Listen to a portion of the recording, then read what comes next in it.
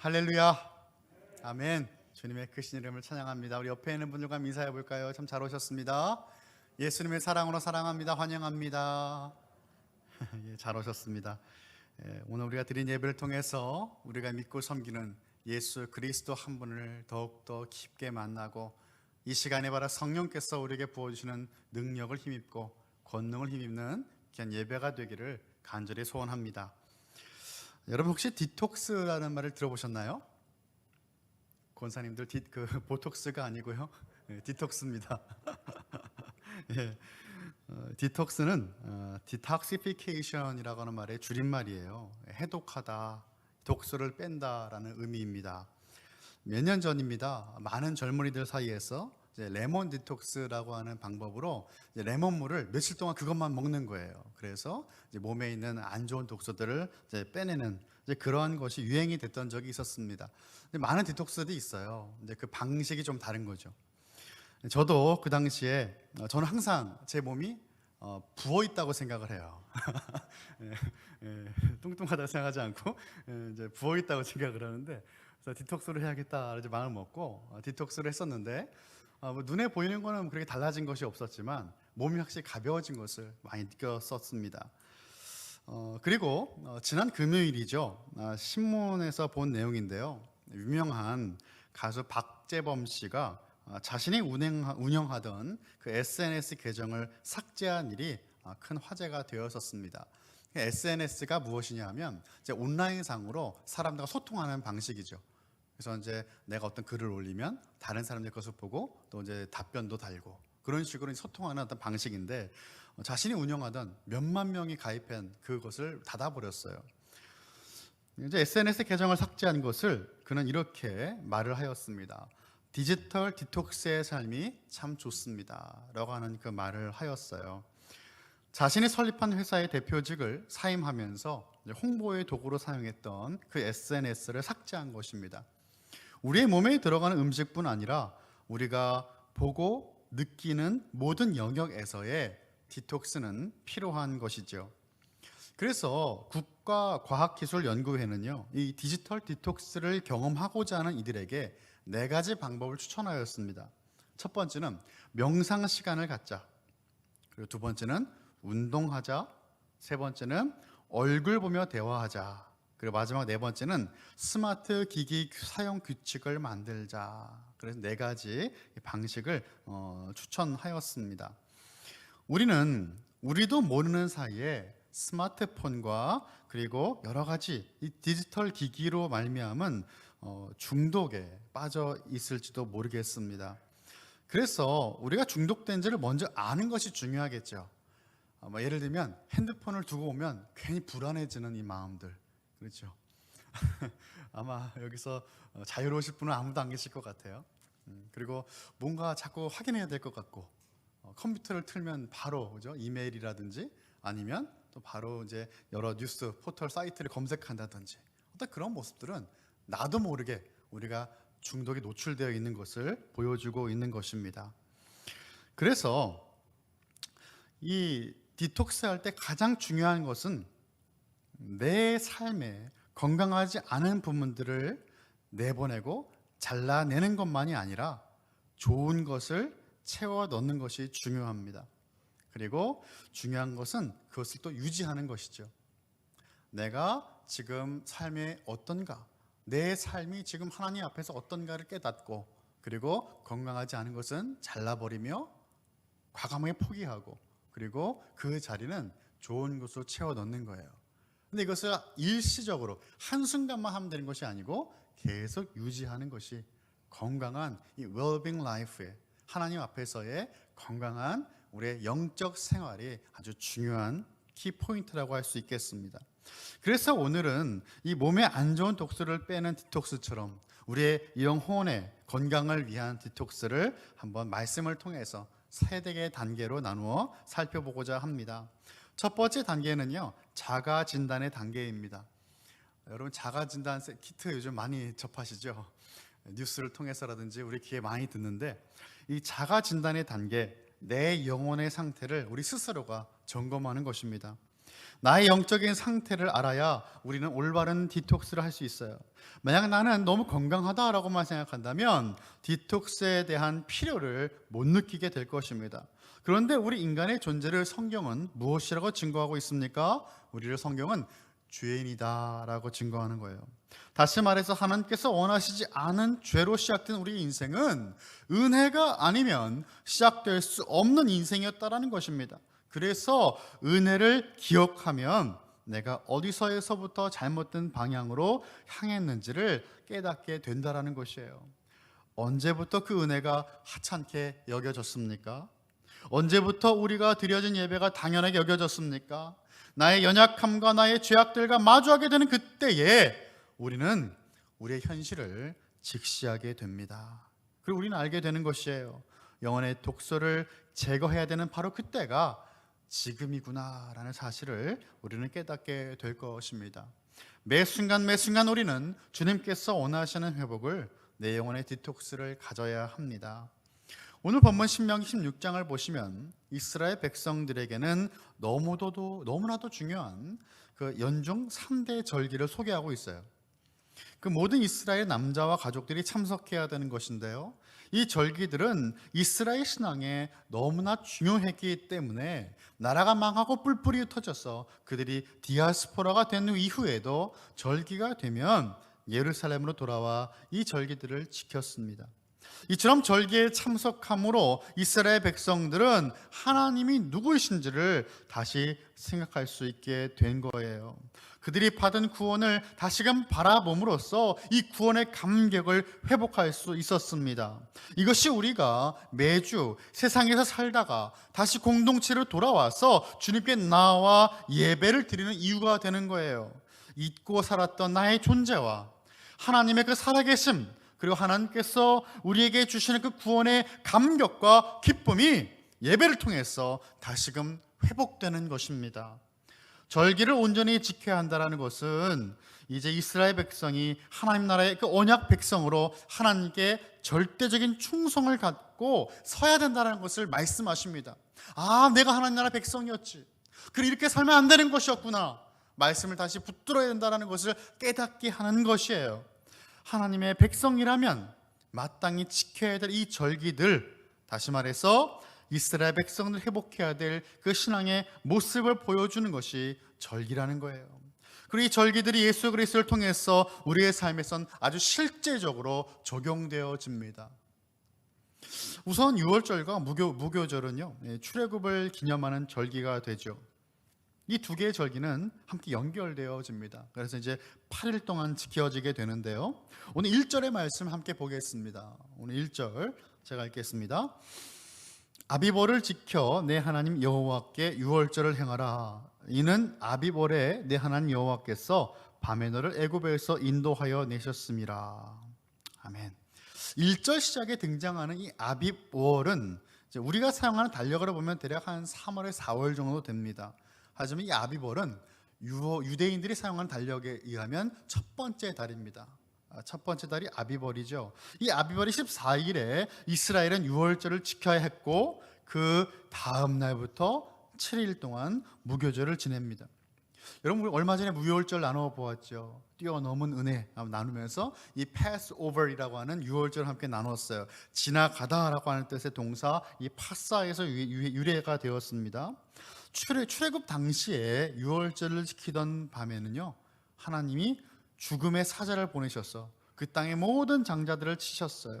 단 유월절 예식에 따라서 어린 양의 피를 집 문설주에 바른 사람은 그 심판을 면할 수가 있었습니다.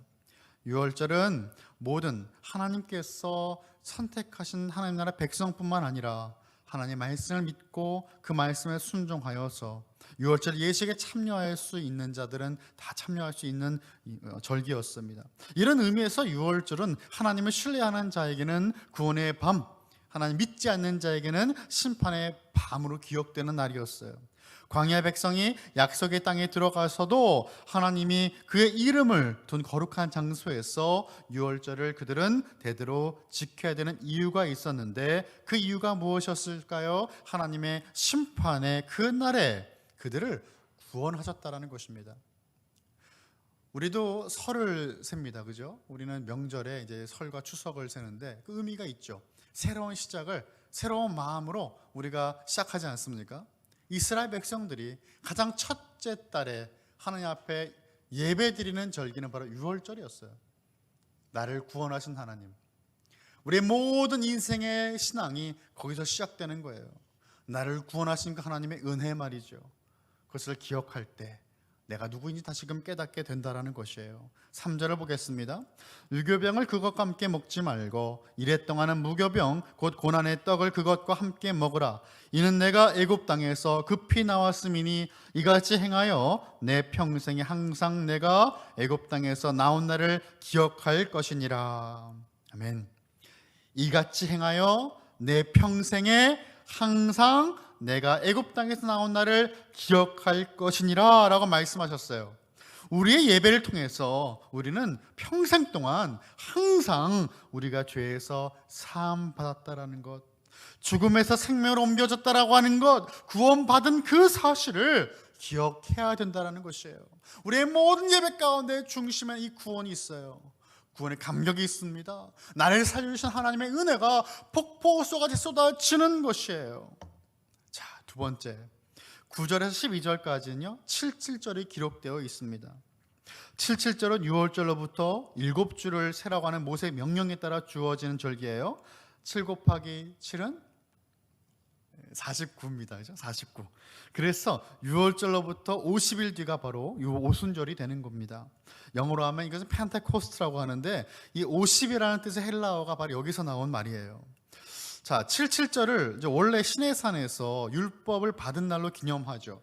이제 출애굽기에 옹해를 건너서 이제 모세가 40일 동안 산에 거하면서 받은 그때가 바로 이제 77절의 어떤 그런 절기의 날이 된다는 거예요. 하나님 그곳에서 불로 임재하셨어요. 그리고 그 불의 역사는 이제 신약으로 넘어오면서 어떻게 연결됩니까? 사도행전 2장에서 성령의 불의 역사로 완성이 된다는 거예요.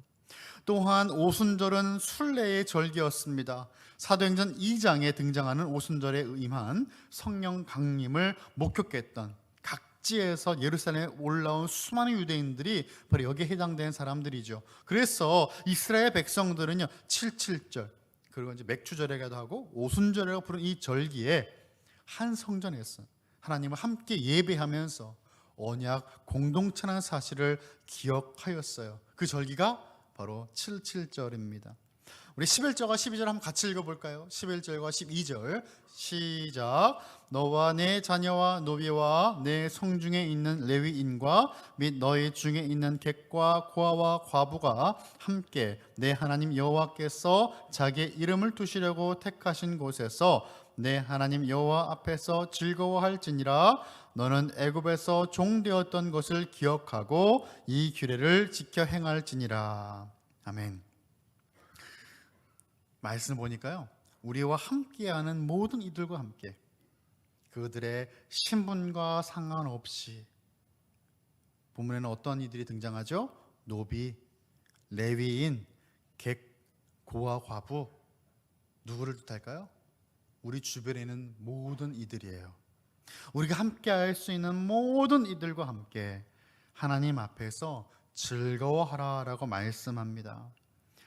77절은 하나님의 그 백성에게 충분히 풍성히 공급해 주시는 것을 기념하는 절기이기 때문이에요. 그러니까 자발적인 예물을 드렸는데 하나님께서 각 사람에게 복을 주신 대로 그들은 하나님께 돌려드려요. 모든 이들이 하나님께서 축제의 예배를 드리라고 하는 그 명령 앞에 서 있는 것입니다. 그런데 여러분, 축제로 지켜라, 즐거워해라라고 한다고 우리의 마음이 즐겁습니까? 명령이면 즐겁지 않은데 하나님께서 우리에게 허락하신 것이 눈에 가득하니 즐거울 수밖에 없고 기쁠 수밖에 없는 축제가 되어지는 것입니다. 우리가 하나님을 예배할 때 기독교 예배는요 6월절 오순절의 절기로 예배 드리지 않죠. 물론 교회력이라고 하여서 교회 절기도 있습니다. 지금 우리는 이제 사순절기 가운데 있잖아요. 그런데 우리가 드리는 예배 가운데 우리는 이러한 절기를 기억하지 않은 근본적인 이유가 있는데 그것은 바로 우리 예수 그리스도로 말미암아서 6월절의 모든 의미, 오순절의 모든 의미가 이루어지고 완성이 되었기 때문이에요.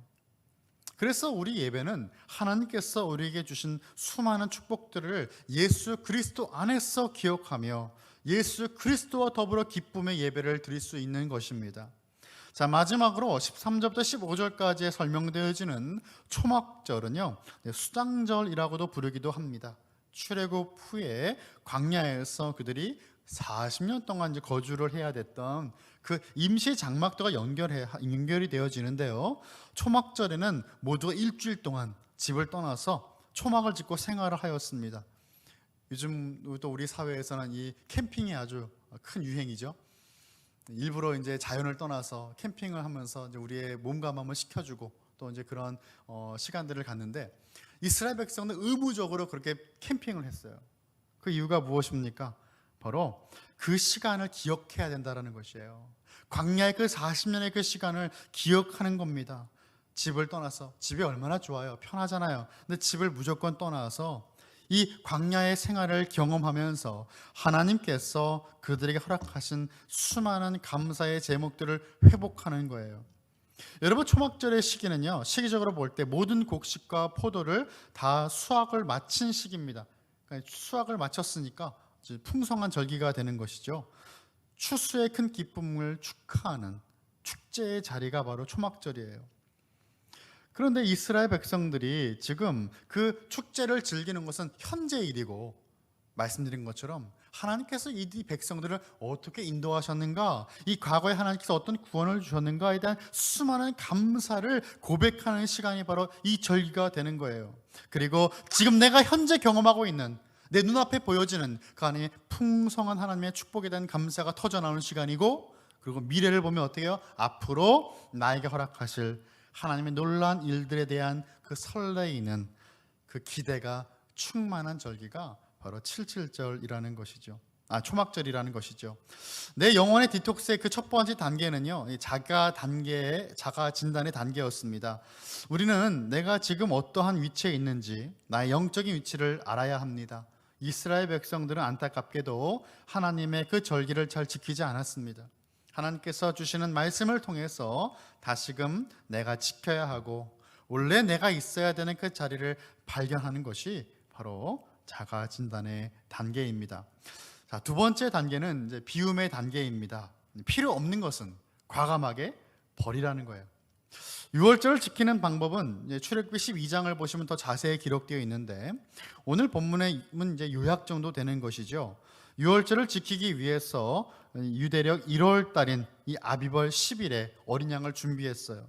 그리고 4일 동안 그 어린 양을 간직했다가 14일에 가족 단위로 그 양을 먹죠. 유월절을 지키고 그 밤이 지나면 그 다음날 아침 바로 출애굽하게 되는데, 이래 동안에는 무교병을 먹어야 되었습니다. 이스라엘 공동체가 출애굽할 때에는요, 유교병을 먹지 않아요. 왜요? 급하게 나가야 됐기 때문이죠. 유교병은 그 빵에 누룩을 넣어서 그 빵을 부풀린 다음에 빵을 만들어야 되는데 그 시간이 없는 거예요. 그래서 누룩을 넣지 않은 그 무교병을 먹었습니다. 여러분, 이것을 기념한 절기가 바로 무교절이에요. 그러므로 유월절과 무교절은 따로 떼어 설명할 수가 없죠. 근데 예수님은요, 이제 복음서로 넘어오시면 이 바리새인들의 누룩, 곧 외식을 주의하라라고 말씀하십니다. 누룩은 좋은 의미로 사용되지 않잖아요. 이제 물론 음식을 먹을 때 발효시키기 위해 이제 이스트라고 하죠. 누룩을 넣는 것이 필요합니다. 결국 누룩은 이제 곰팡이이기 때문에 부풀어 오르게 하죠. 근데 그 모습을 성경은 그렇게 썩 좋은 의미로 담지 않아요. 왜입니까? 이스라엘 백성들은 거룩한, 구별된, 순수한 공동체여야만 되었기 때문이에요. 무엇인가를 집어넣어서 부풀어 오르게 만드는 그 모습은 순수한 모습이 아니다라는 것을 눈으로 하나님께서 보여주시는 거예요. 너희들의 마음을 부풀어 오르게 하는 것이 무엇인가 말이죠. 너희들의 삶 가운데 거품은 무엇이냐?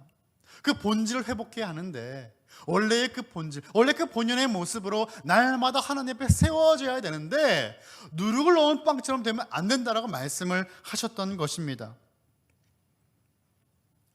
하나님은 이 누룩이라는 물질을 통해서 이스라엘 백성의 순수한 신앙을 도전하고 계신 거예요.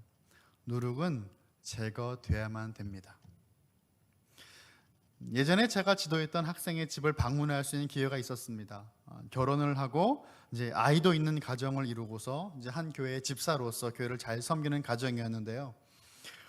그 집의 거실에 이제 컴퓨터가 있었어요. 근데 그 컴퓨터 모니터에 한 메모가 붙어져 있었는데 그 메모가 저에게 많은 생각을 하게 하였습니다. 이런 문구를 적어 놨더라고요. 눈은 마음의 창이니 거룩한 것만 봐야 한다 라는 문구를 모니터에 붙여놓은 거예요. 아마도 남편을 위해서 그걸 붙여놓지 않았나라고 생각을 하는데, 사실 우리가 얼마나 좋지 않고 거룩하지 않은 것을 눈으로 많이 보게 됩니까? 사랑하는 성도 여러분, 우리는 내가 보는 것이 나를 얼마나 더럽게 하는지 피부로 느끼지 못합니다. 그런데 그것은 나의 영혼에 영향을 준다라는 것이에요. 여러분, 이제 개구리 한 마리를 냄비에 넣었을 때 펄펄 끓은 물에 개구리를 넣으면 개구리는 바로 뛰어나갈 거예요. 그렇죠? 그런데 개구리를 물에 넣고 서서히 물을 끓인다고 생각해 보세요. 이제 개구리는 이제 마치 스파에 온 것처럼 따뜻한 물이 되어서 이 물이 펄펄 끓은 물이 될 줄을 꿈에도 생각 못할 것입니다. 그렇게 서서히 개구리는 죽어가는 거예요. 개구리 자신이 죽음을 인지하지 못하는 것처럼 그 모습이 우리들의 모습일 수 있습니다. 우리 주변에 우리가 보고 느끼고 생각하는 것들로 인하여서 우리의 영혼은 점점 망가져가고 죽어가는 것이에요. 우리의 영이 죽어가는 것은 무엇을 의미합니까? 더 이상 하나님께 나아가지 못하고 하나님을 느끼지 못하는 것이에요. 우리의 일상생활 속에서 우리는 무엇을 보고 무엇을 듣고 무엇을 말하고 계십니까? 그것이 거룩을 결정합니다. 우리의 눈은 하나님의 영광을 바라봐야 합니다. 우리의 귀는 하나님의 말씀을 들어야 합니다. 우리의 입은 하나님께 드리는 기도와 하나님을 찬양하는 찬양이 가득해야 합니다. 또한 7절을 통해서 우리가 무엇을 버려야 되는지를 살펴보자면 우리는 나만 아는 이기심을 버려야 합니다. 이제 7절을 농사력으로 보면 처음 익은 열매를 드리는 절기가 7절이에요. 이제 보리수확, 즉 연중 곡식의 첫 열매로 인해서 감사를 드리는 절기가 되는 것이죠. 그런데 이제 특이 사항은요, 그 기쁨과 감사를 사회적 약자들과 함께 공유한다라는 것이에요. 기억나시죠? 우리 주변에는 모든 이들과 함께 즐거워하라고 말씀했잖아요. 함께 모여 예배드린다라는 것은 무슨 말씀일까요? 그곳에 있는 단 한 사람이라도 마음이 어렵지 않게 하는 거예요. 모두가 마음을 기쁠 수 있게 만들어주는 것입니다.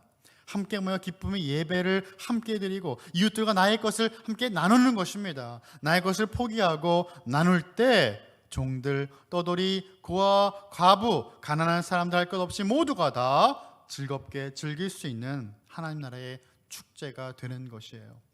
그리고 초막절이라고 불려지는 이 절기를 통해 우리가 버려야 될 그 메시지가 무엇일까요? 초막절은요, 광야를 기억하며 집을 떠나두고 텐트를 치고 살아가는 시간들이잖아요. 우리가 버려야 될 것은 바로 안주함이에요. 안주함을 버려야 돼요. 이 땅에서 안주하려고 하는 마음들, 나의 컴포트 존, 그 내가 안주하려고 하는 그 영역들을 이제는 벗어나고 하나님께서 원하시는 그 마음으로 살아가야 한다. 하나님께 나 이끄시는 곳으로 나아가야 한다라는 것입니다. 벗어나지 아니하려 그 안주하는 그 마음, 불신앙의 마음을 우리는 버려야 됩니다. 초막절은 모든 추수가 다 끝나고 나서입니다. 풍년이 났다고 가정해 볼까요? 아주 쌓아둔 것이 많습니다. 그러면 자연히 드는 생각은 뭘까요? 안주하고 싶은 마음일 겁니다. 그 마음을 버려야 우리는 하나님을 온전히 믿을 수 있고 의지할 수 있습니다. 반면에 농사가 잘 안 됐다고 생각해 볼까요? 추수가 예전 같지 않습니다. 그러면 감사한 마음이 사라질 수 있어요. 그리고 걱정과 염려가 더욱더 커질 수 있습니다. 바로 그때 무엇을 기억해야 됩니까? 정말 내 삶에 아무것도 없었던 그때, 하나님 알지 못했던 그때, 그 광야의 시절을 기억하는 겁니다. 집을 떠나 선조들이 장막을 치고 생활했던 것처럼 하나님 한 분을 더 바라보며 이 땅의 안주함과 평안함을 내던지고 주님을 바라보는 그 신앙, 이 모습이 바로 영혼의 디톡스의 비움의 단계입니다. 마지막 세 번째 단계는 채움과 유지의 단계입니다. 채움과 유지.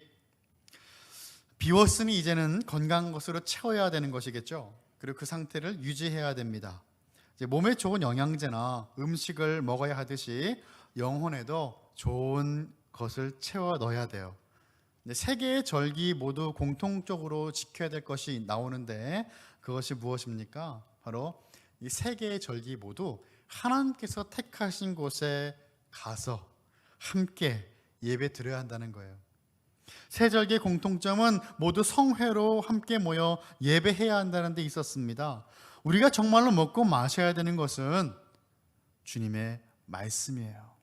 주님의 그 친밀한 주님과의 나누는 교제라고 하는 것입니다. 이것을 우리는 예배라고 부르는 것입니다. 이 예배는 그냥 매번 돌아오는 예배가 아니에요. 항상 특별하게 예배를 드리는 시간입니다. 늘 새롭게 하나님을 만나기 때문에 그 시간이 우리에게는 너무나 특별하고 소중하게 되는 것이에요. 구원하신 하나님을 찬양하고 그분께 감사하며 헌신의 예배를 드립니다.